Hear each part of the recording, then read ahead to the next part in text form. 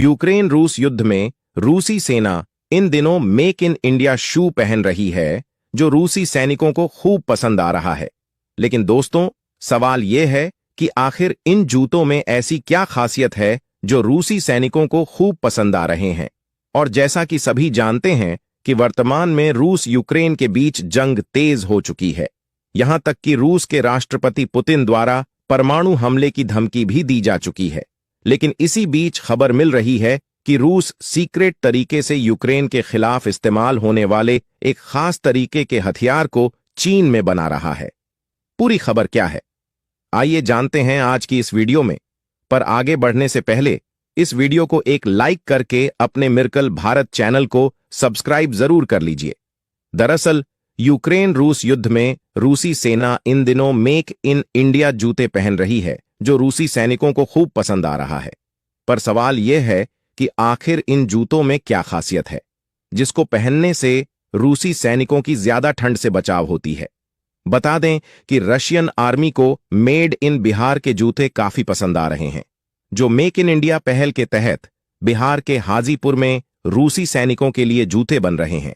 जानकारी के मुताबिक बिहार के हाजीपुर स्थित कॉम्पटन एक्सपोर्ट्स प्राइवेट लिमिटेड नाम की कंपनी रूस के लिए सुरक्षा जूते और यूरोपीय बाजारों के लिए डिजाइनर जूते बनाती है।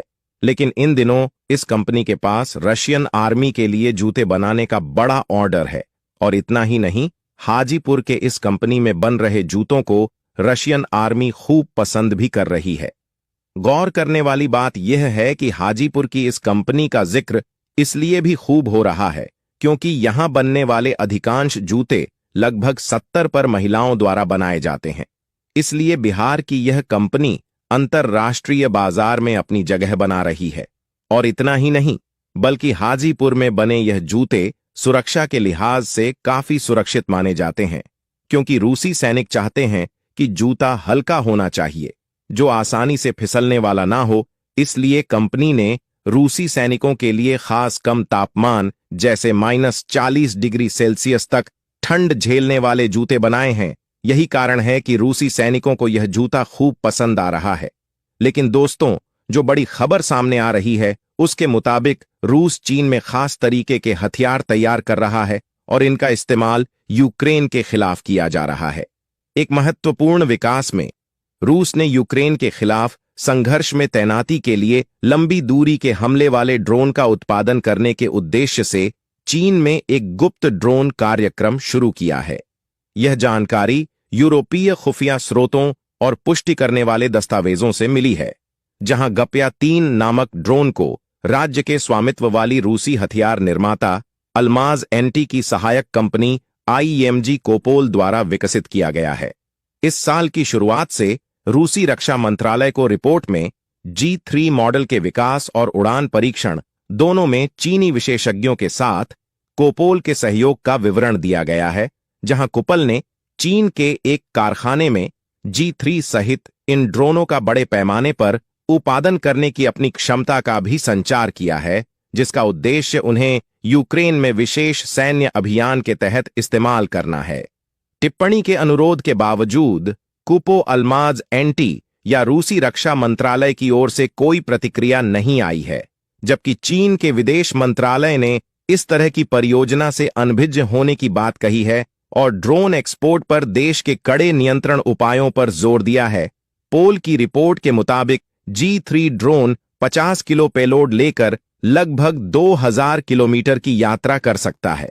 हालांकि इस परियोजना में लगे चीनी ड्रोन विशेषज्ञों की पहचान के बारे में कोई जानकारी उपलब्ध नहीं है। इसके अलावा पिछले हफ्ते रूसी राष्ट्रपति व्लादिमीर पुतिन ने अनाउंसमेंट की है कि रूसी सेना ने 2023 में लगभग 1,40,000 ड्रोन हासिल किए थे और युद्ध क्षेत्र की आवश्यकताओं के लिए तेजी से अनुकूलन के महत्व पर जोर देते हुए चालू वर्ष में इस संख्या को 10 गुना बढ़ाने की योजना बनाई है। लेकिन हैरानी वाली बात यह है कि अब चीन के उकसावे भरी कार्रवाई के जवाब में जापान ने अपनी नौसेना के विध्वंसक को चीन और ताइवान के बीच भेज दिया है, जहां जापान समुद्री आत्मरक्षा बल का विध्वंसक पिछले दिनों ताइवान स्ट्रेट से होकर गुजरा है। यह पहली बार हुआ है जब जापानी विध्वंसक JS साझा नामी ताइवान स्ट्रेट से गुजरा है, जबकि इससे पहले अगस्त में चीनी टोही विमान ने जापान के हवाई क्षेत्र में घुसपैठ की थी, जिसके बाद जापान की ताजा कार्रवाई को चीन की उसी हरकत का जवाब माना जा रहा है। रिपोर्ट के अनुसार जापानी सरकार के सूत्रों ने बताया है कि इस अभ्यास का आदेश जापान के प्रधानमंत्री किशिदा फूमियो ने किया था और जापान का मानना है कि अगर चीनी उस पैठ का जवाब न दिया गया तो बीजिंग को प्रोत्साहन मिलेगा और वह दोबारा भी ऐसी हरकत कर सकता है। बताते चले कि JS साझा नामी ने बुधवार सुबह पूर्वी चीन सागर की ओर से ताइवान स्ट्रेट की तरफ अपना मार्ग शुरू किया और 10 घंटे से ज्यादा समय तक दक्षिण की ओर चलने के बाद शाम को यह ताइवान स्ट्रेट से होकर गुजरा। इस बीच ऑस्ट्रेलियाई और न्यूजीलैंड के नौसैनिक जहाज भी ताइवान स्ट्रेट से होकर गुजरे। और अगर आपको नहीं पता तो बता दूं, इस साल अगस्त से ही जापान के आसपास चीन की सैन्य गतिविधियां लगातार बढ़ रही हैं, जहां 26 अगस्त को चीनी टोही विमान शांसी Y9 ने पूर्व की तरफ से जापानी एयर स्पेस में घुसपैठ की थी, जबकि इसके बाद 18 सितंबर को चीनी नौसैनिक जहाज योनागुनी और इरियोमोटे आइलैंड के बीच से होकर गुजरे थे। गौर करने वाली बात यह है कि इसमें चीनी विमानवाहक पोत लिनिंग भी शामिल था और अब इतिहास में पहली बार जापान के रक्षा मंत्रालय ने स्वीकार किया कि चीनी एयरक्राफ्ट ने जापानी एयरस्पेस का उल्लंघन किया और चीनी एयरक्राफ्ट करियर जापान के पास से होकर गुजरा है। लेकिन सवाल यह है कि इस बीच ताइवान स्ट्रेट की स्थिति क्या है, तो आपको बता दें, ताइवान स्ट्रेट चीन और ताइवान के बीच मौजूद समुद्री क्षेत्र है, जहां सबसे संकरा क्षेत्र 130 किलोमीटर चौड़ा है, जो किसी देश की जमीन से 12 समुद्री मील का जल क्षेत्र उसका क्षेत्र माना जाता है।